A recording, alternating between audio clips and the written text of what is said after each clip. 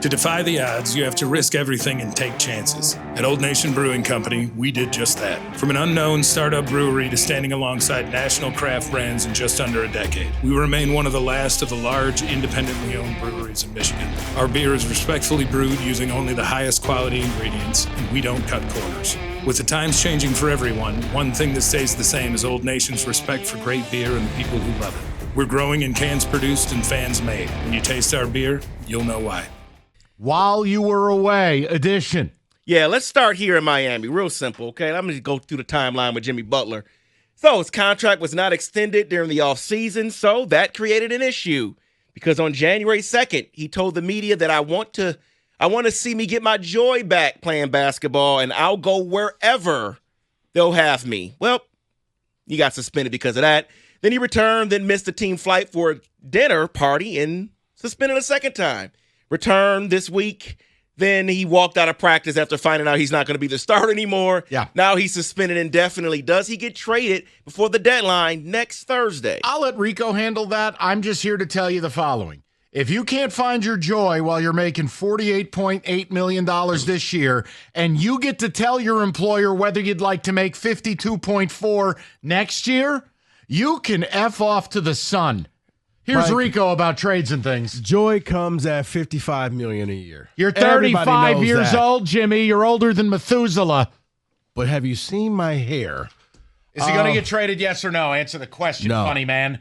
No, I don't think he's going to get traded because I don't think the Heat are just willing to give him away. But I also think that Pat Riley's willing to just say, son, I'll eat the cost for you this year. Now, mind you, Jimmy Butler takes up 35% of their cap this year, 34% if he triggers that player option next year. Enjoy, David.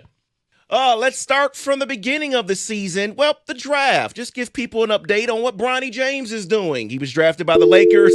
He debuted. Him and his dad made history, and now he plays in the G League. Because he can't play NBA basketball. Rico was all over this. What do you want me to say? Nothing. Just give people the update. That's all. Here's your update. Right. He's going to be selling tile at Home Depot. Does he still have the deal where he doesn't play G League on the road? I think he's playing on the road now. Oh, okay, because the first it was like he only stays in L.A. When the Lakers are home, he's a Laker. When his G League team's at home, he's with them. He doesn't travel on the road until, I guess, Dad realized you're never going to get better doing this. So go on the road, and maybe I'll buy your team a bus. So let's get to the top of the East and talk about the two top teams there. First, the Cavaliers. They are 37-9 in the East. First there. The Cleveland Cavaliers, they kicked off the season with a historically hot start. They started 15-0 until they lost to the Celtics on November 19th. The Cleveland Cavaliers are always good, always up there, but is this the year for them? No. They're fake. This is all window dressing because once the playoffs start, Celtics will pay attention. Denver, yeah, look, they're not winning a championship, but it's cute. Yeah. Enjoy. They'll dine on the bullet in the playoffs. Yeah, they'll be a great regular season team, but I don't think they're built for a championship run. So you mentioned the Celtics there, Mike. I wonder, is it just them being bored? Because they did start the season at 16-3. They've been 16-11 since then, 5.5 games behind Cleveland.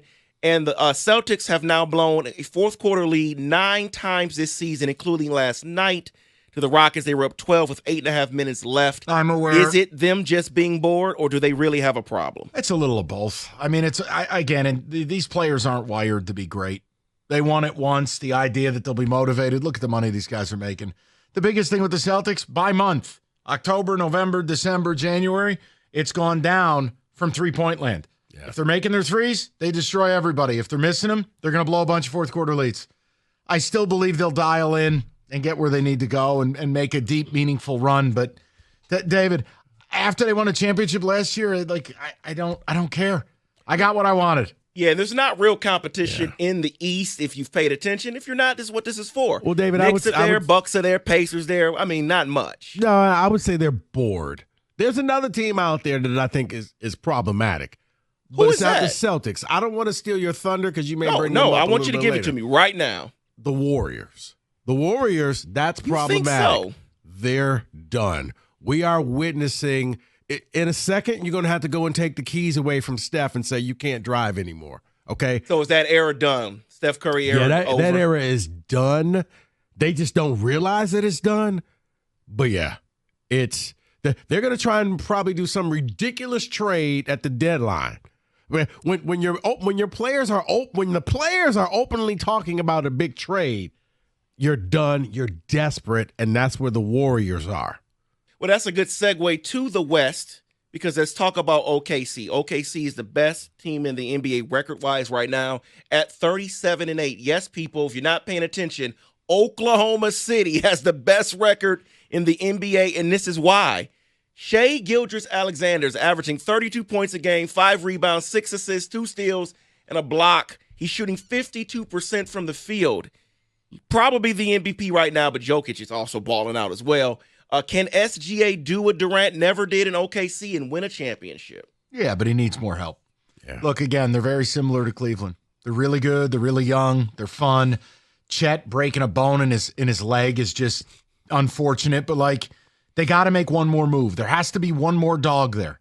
And they've got the picks. Yeah. It's just Sam Presti's got to decide who that is, what he wants to do. They're one of what? Pistons, OKC. I think there's like one other team with cap space. Yeah. Now, What? see, I don't think he would want to go there. No. Okay. You're not doing this again with Jimmy Butler, are you? No. Oh, thank God. Okay. No, I was going to say, would they actually jump the gun and maybe try to bring Zion there? I wouldn't do that.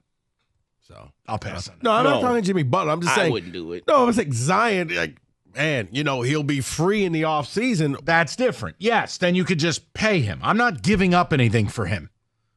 He needs to give up the ho-hos. Well, it's not much in OKC. Just find him gnawing on a cow. Right. Corn and wheat. And just giving people all the information. So the Houston Rockets and the Detroit Pistons were in the gutter at the same time. Houston is now the 2nd seed in the Western Conference. Are they truly a good team, or is this just they just kind of overshot their first half of the season here?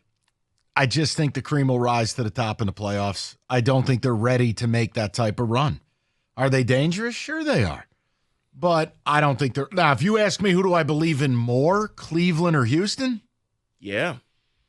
Probably... I would say Houston. I probably lean Houston.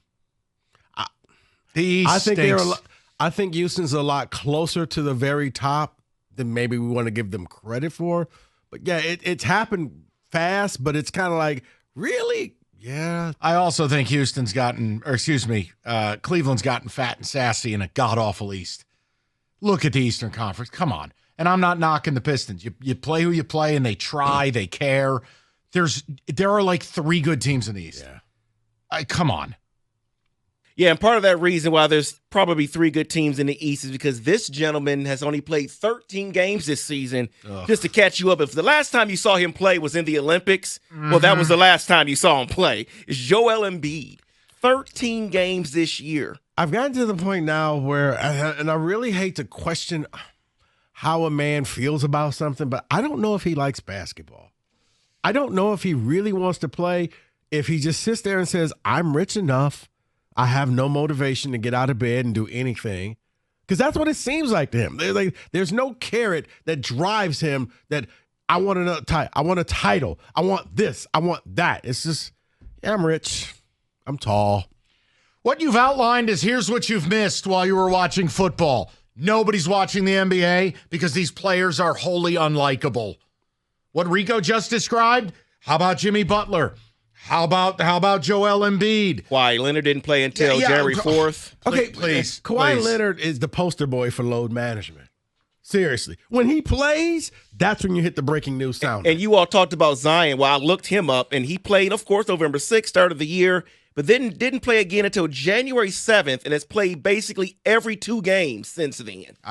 David. That's what makes the NBA hard because, once again, you don't know from night to night who's playing. Like, I would never bet on any NBA game. Can't do it. Because you're lighting your money on fire. That's why you got to respect what the Pistons are doing. I'm not telling you they're any good. They're not going to win a championship. They're not going to like win a each playoff other. series. They like each other. They play hard, and they play every night. Yes. I know who's playing.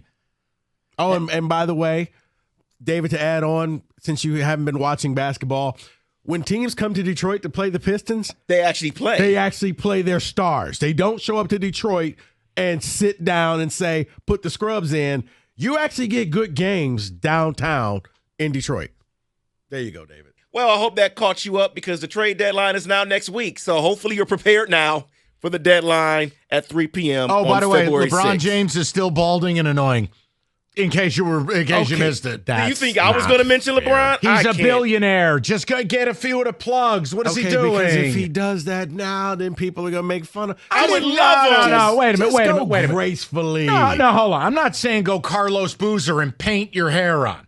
I'm saying you can tastefully fix this. At this point, just go gracefully. That's fine. Yeah, go gracefully out of the NBA. I'm tired of seeing. David, you're just a hater. Thank you for your career and your contributions. That is your NBA Fast Love and Break. Mercy this Sunday at Greater Life.